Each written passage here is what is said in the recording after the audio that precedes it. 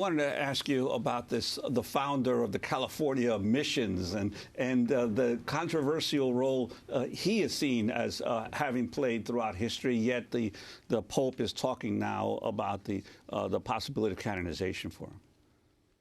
Yes, he'll be canonizing Junípero Serra today, I believe, later today, here in Washington. Junípero Serra was brutal for the California Indians. He was the first Padre Presidente. As a result of that, it was his responsibility to develop the systems and the regulations and the policies for capturing and caring for and holding the Indians. They would go out with soldiers and forcefully capture the Indians and march them to the mission. Once they got to the mission, they could not leave. They were a labor force for the missions. They were a slave labor force for the missions. If they ran away, they would send out the soldiers to capture them and bring them back, and they would be whipped repeatedly, sometimes for up to a month. During the mission time, also the other things at the missions are that they separated families, mothers from fathers from children. Part of the reason for that is so that the parents couldn't pass on the culture to the children. And so it was an actual a cultural side of the indigenous people there. The missions would use shackles and they used stocks on the Indians. The women, when they separated the families, the women were repeatedly raped by the soldiers. There was no other women in California at that time. And so the men would go into the women's dormitory or barrack, and at nighttime and just repeatedly rape them. Those dormitories were locked, but the soldiers would just go on in and repeatedly rape them. The conditions of the missions were horrible. They would just put a pot in the corner to use the bathroom, and that was all. And they were not showering and stuff like that. So they talk about the smell and they're just being horrible. Whenever disease would come, it would just go through like a wildfire. It wasn't unusual to have 1,200 Indians dying at one time.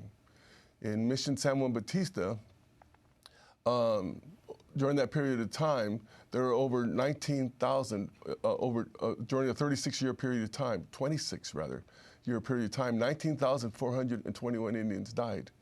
At the beginning of the mission period, there were 30,000 Ohlone Indians. That's Monterey to San Francisco. At the end of the mission period, there were less than 100.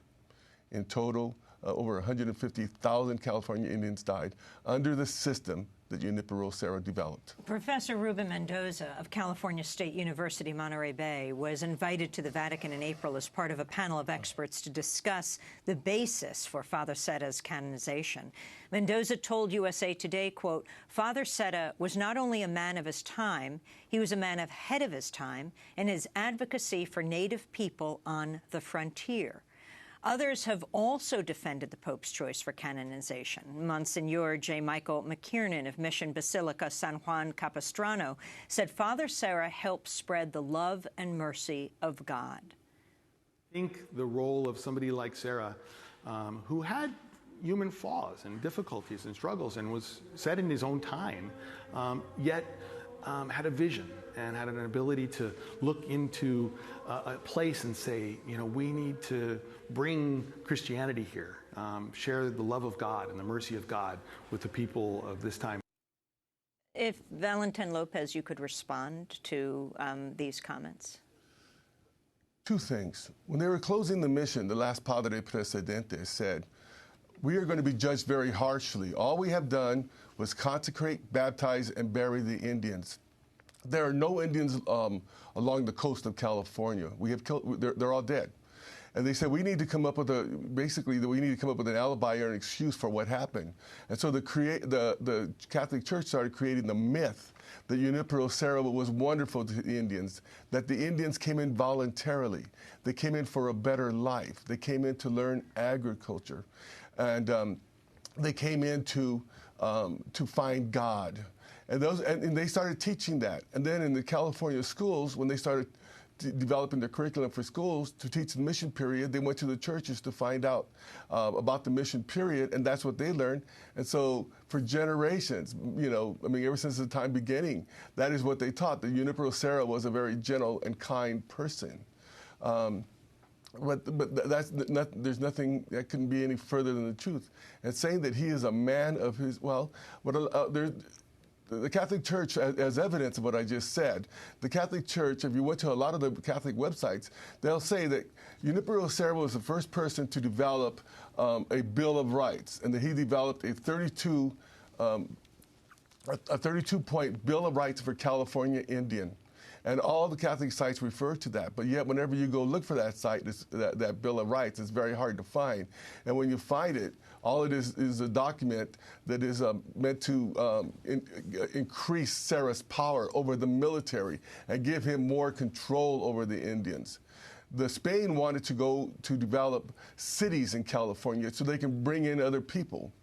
They wanted to develop San Jose and Los Angeles, but Serra wanted to build additional missions and stuff for the Indians. And as a result of that, there was a big struggle, and so he wrote a 32-point Bill of Rights for the Indians that had nothing to do with Indians. Well, Valentin, I wanted to ask you, contrary to what the Pope has done here with the Spanish presence in the United States, he was speaking earlier this year in Bolivia, where he apologized for the Catholic Church's complicity in the oppression of indigenous people in Latin America. This is what he said. I say this to you with regret. Many grave sins were committed against the native peoples of America in the name of God. My predecessors acknowledged this, Selam has said it, and I too wish to say it. Like St. John Paul II, I ask that the Church kneel before God and implore forgiveness for the past and present sins of her sons and daughters. I would also say, and here I wish to be quite clear, as was St. John Paul II, I humbly ask forgiveness, not only for the offenses of the Church herself, but also for crimes committed against the native peoples during the so-called conquest of America. That was Pope Francis in Bolivia, but many native peoples are calling on him to renounce finally the doctrine of discovery that was pronounced in certain papal bulls. Could you talk about that as well? The documents of discovery were documents that were issued, were papal bulls. That means they're basically the word of God given by the popes in the mid to late 1400s and very early 1500s. The popes issued a number of papal bulls that said that the indigenous people are pagans, savages, and heathens, that the indigenous people have no soul, indigenous people are the enemies of Christ, that we should be cast into perpetual slavery, and that all our property and our possessions should be taken. And that right there was the basis for the conquering and conquest of much of the world, including India, Indonesia, the Pacific Islands, and all of the Americas. You wrote a letter to the Pope opposing the canonization of Father Serra. As well, you wrote it to Jerry Brown, the governor of California. Did you receive a response on either case? We've actually written 6 letters to Pope Francis and 2 letters to Governor Brown. We received one response about 2 weeks ago from the Archbishop of New York, who's at the Holy See Mission at the United Nations. Basically, he said that the Church has received the letters and read them, and the Secretary of State asked him to forward an historical note, one-page historical note, that was developed in 1986, I believe.